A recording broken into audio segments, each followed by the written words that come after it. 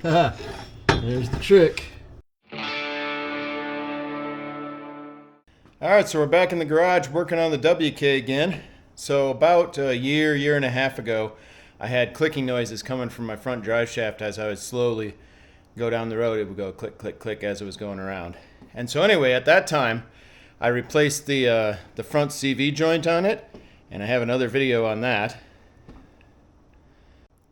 But unfortunately, it's clicking again. So I don't know if maybe I did something wrong with that CV joint, or if it just wasn't a good CV joint. I don't know. But anyway, it's clicking again, and so this time I just ordered a whole new drive shaft.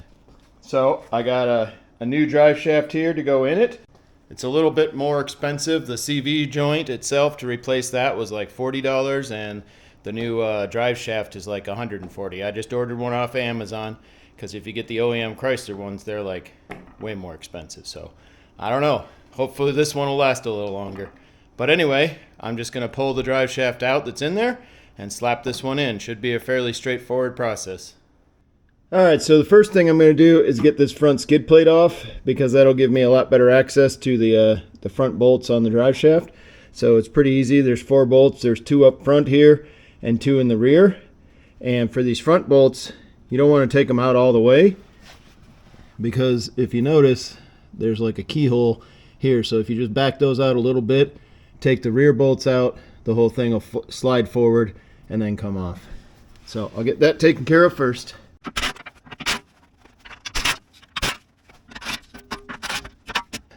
Now you can see that those front 2 bolts, if you leave them in a little bit, they hold the whole thing up like that. So it makes it a lot easier to get it out.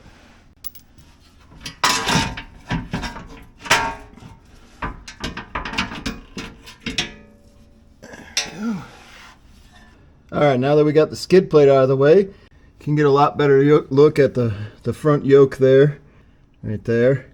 And actually, you probably don't need to take the skid plate out. I just find it a little easier because I can see what I'm doing better. But all the bolts you're looking for are actually on the back of the drive shaft right there. So those are the bolts that we're going to need to take out. And you can get to those, you know, over the back of this cross member anyway. So like I said, you might not need to take that skid plate off. I just find it a little easier because it gives me a little more room to work. Anyway, I'm going to get those front bolts out, and then we'll move on to the rear bolts.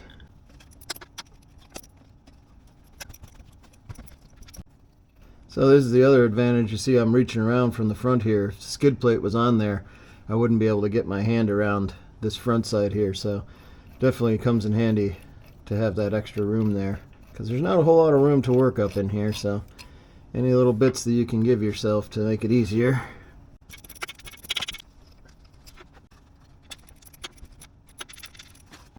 Alright, so I got all the bolts out of the front one, and so now I'm going to move on to the rear one. So for the rear side, you can see the bolts up in there, and I'm going to do the same thing here. I'm going to take this skid plate out of the way. This is the transfer case skid plate right there. And I'm going to get that out of the way just because it gives me better access to those bolts. And also, I went back and watched my other video, and the last time I did this, I need to get this out of the way in order to get the drive shaft out of there anyway, because there's not enough clearance for it to come down with this in the way. I actually had to lower the cross member slightly too, so I'll be doing that a little later on. But for right now, I'm just going to get that skid plate out of the way, and then I'll get those bolts undone. And all these bolts, there's like 6 on each end of the drive shaft. They're 8mm or 5/16, whichever you have handy. Alright, this skid plate is attached with 4 bolts as well. There's 2 up front and 2 back there. I think they're all 15mm.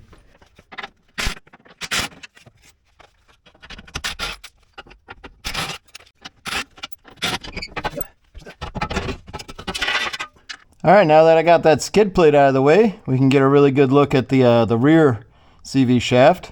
And these are the bolts I got to take out. You can see it spit some of its grease out, so I don't know if that was because it was overfilled or if it didn't seal, and maybe that's part of my problem, but I don't know. You hear that clicky clicky? Yeah, there's still too much play in that drive shaft somewhere, so that's why I'm going to take it out. So hopefully replacing the whole thing will take care of it. Anyway, I'm going to get these 6 bolts out, and then we'll go from there and try and take the shaft out.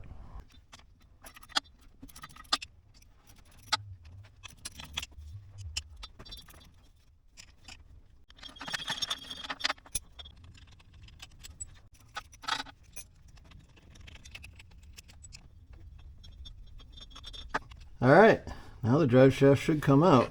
Yep, look at that. It compresses up on the front.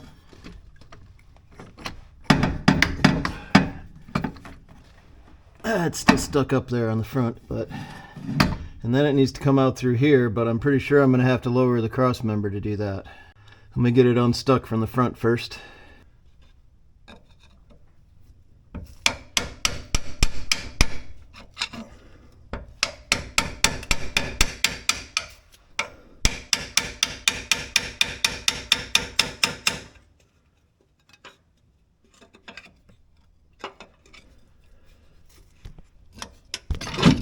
There you go. Yeah. Like I said, it doesn't quite fit.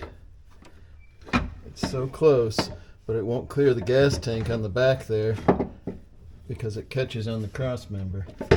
So I need to lower the cross member just slightly. It doesn't need to come out, it just needs to be lowered enough so I can get this out. Because it doesn't quite fit.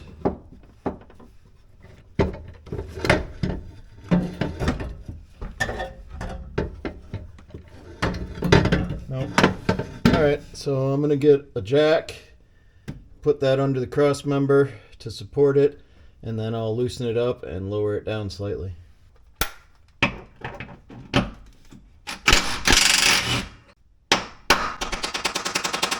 I have smashed the heck out of these bolts. Right here, even the cross member is scraped and bent over. Alright, so I ran into a small issue that I have that you might not have if you haven't off-roaded your WK. I don't know how well you can see, but like these bolts are smashed pretty good. And you see right here, this little edge of the cross member is scraped, and it's actually blocking me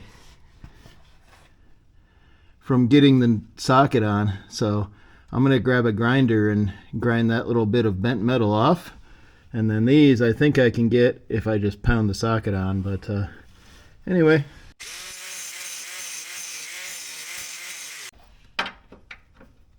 Yeah, I think that might have been enough. So yeah, if you haven't taken your WK off-road and scraped it on all kinds of rocks,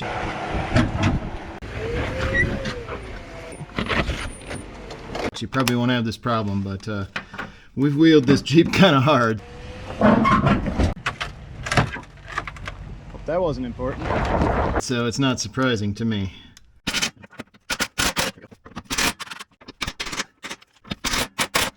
You saw it drop there. I didn't even undo the other side, which maybe I should have. Alright, I'm going to go undo the other side too.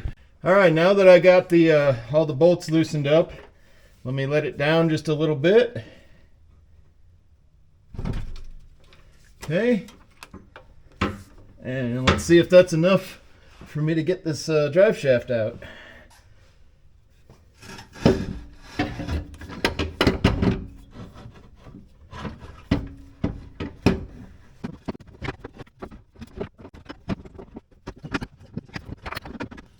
I don't remember how I did this.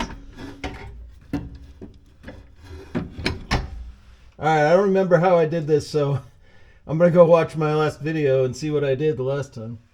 Alright, so I went back and watched my old video, and yeah, I got it out through the back here. I just need to lower these, let this down as far as I can without taking the bolts out, so.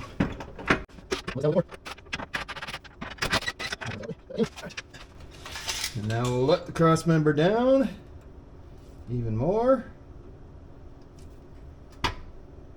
Okay, that's as far as it wants to go. There's actually no weight on the jack right now. So, according to my old video, I should be able to fit it out right through here.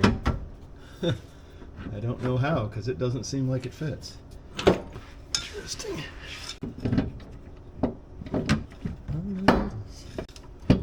Oh, there we go.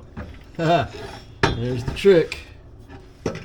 Alright, so the trick was that I have to push this end in and compress it to get it just a little bit more, and then it comes right out. So, all right, now that we got that one out, let's have a look at the old one and the new one here. So there you go. There they are side by side. They look like they're the same length, and everything looks good. And if we take a little closer look at the old shaft, the one I just took out, it looks like it's this same joint, the one that I replaced. I don't know how well you can see it, but you can hear it. Once again, there's play in that joint that should not be there. So that joint did not last. You can see it. Squirted a bunch of its grease out. I don't know. That's weird. So I have no idea if I did something wrong with the installation or if it just wasn't a very good quality joint. But I don't know. Well, hopefully this new shaft will last longer. That lasted maybe about 1.5 years. Yeah, so hopefully this new replacement shaft will last a little bit longer. So I'm going to go ahead and shove it in there. All right. I'm going to put my cross member up in place so I can get this jack out of here, even though it's not really holding a whole lot. We'll get that put up in there, and then I'll get that reattached.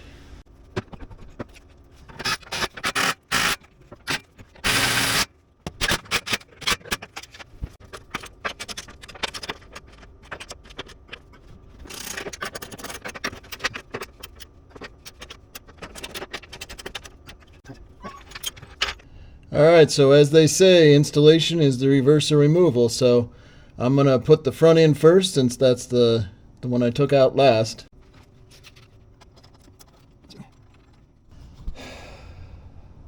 Well, apparently everything was going too well, because I just ran into a snag. The bolts for the front of the drive shaft don't fit through the holes in the new drive shaft. I don't understand how you can make a part that doesn't actually fit. So now I gotta undo my cross member again and pull this out so I can get a better look at it.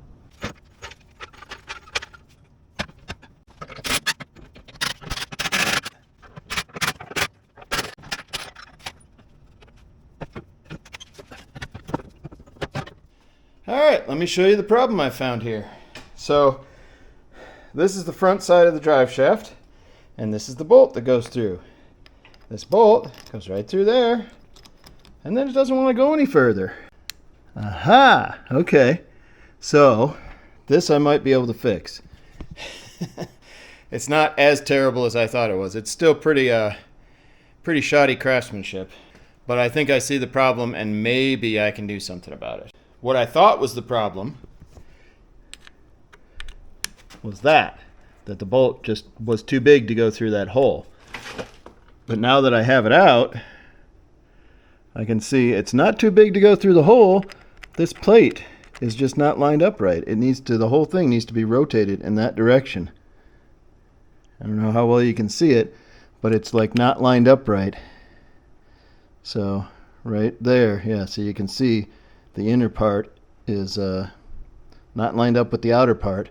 So when I put the bolt through, it's hitting like that. So if I can get this whole plate rotated, maybe this thing will still work. Not exactly sure how I'm going to do that, but I have a couple ideas. I'm going to try some things and see what I can figure out. Oh, that was super easy. That was way easier than I was expecting. Look at that. Ha! I thought that thing would be a lot harder to move, but nope. All I had to do was just put a little screwdriver in there and pry it over. That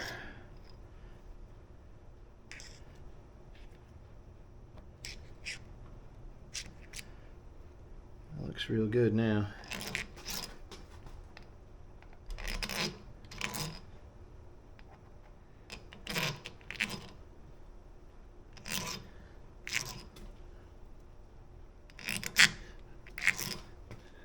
Alright, so maybe it wasn't shoddy workmanship. Maybe this thing, like, I don't know, got caught and shifted in shipping or something. Who knows?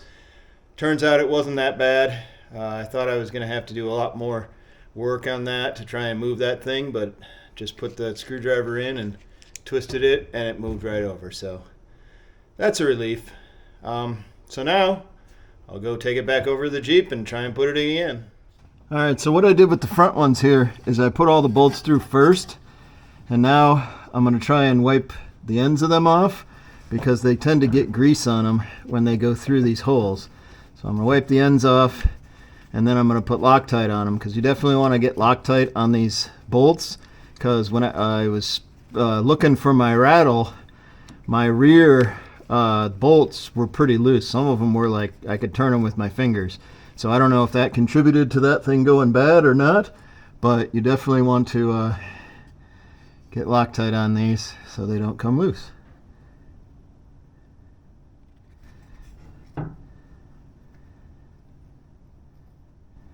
This is going to be super fun getting these lined up as well. I love it how Loctite either doesn't come out or dumps out totally. It's like one or the other, no in between. Alright, that one's got it too already. Alright, now I got to get these lined up.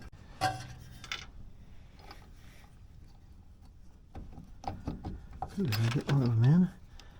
I may have. Nope, I did not. Oh, what fun. Alright, well, I'm going to fiddle around with this, and then I'll come back to you once I get them in. Alright, I think I got them started in. So what I ended up doing, so I didn't have to hold the whole drive shaft up, is I pushed it in, so it's in there right now. I put it up in there in the back, so it's being held in there. And then in the front, it's being held there. And then I just needed to rotate this until I could feel the bolts started to line up. And I think they're starting to line up now. That one. Yep, just got its threads. There we go. So that's what I ended up doing. Yeah, like I said, once I got it in here, this piece compresses, so it kind of holds itself in there, but then you just got to twist it, and then the bolts get lined up. So I'll just go ahead and start tightening those down.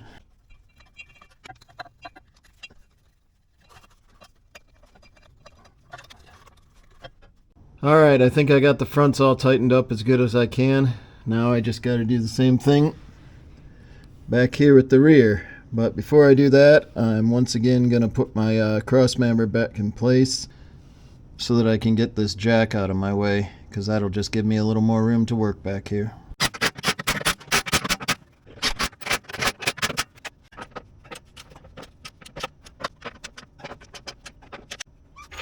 Alright, now I just got to do the same thing on the rear. Get some Loctite on the bolts and then get them put in.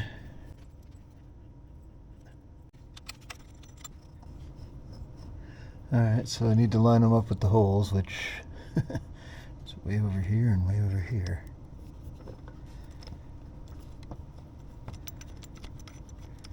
Oh, I think I just got one, yep.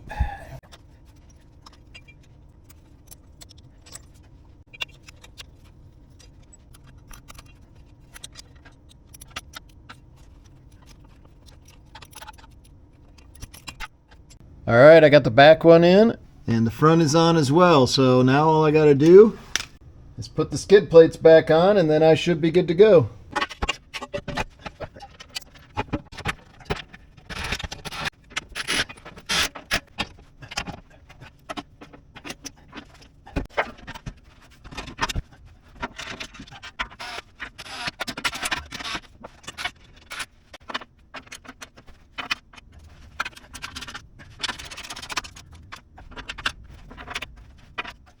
Alright, so everything's back together, and hopefully that'll take care of the noises I was hearing coming from I think it was the front drive shaft, because there was definitely some rattle there to it, so hopefully that'll take care of it, and hopefully that thing will last a little longer than the replacement joint I put in there. So I hope you liked this video, and as always, thanks for watching. I really do appreciate it. Oh, me. Ow. Well, that's going to get cut.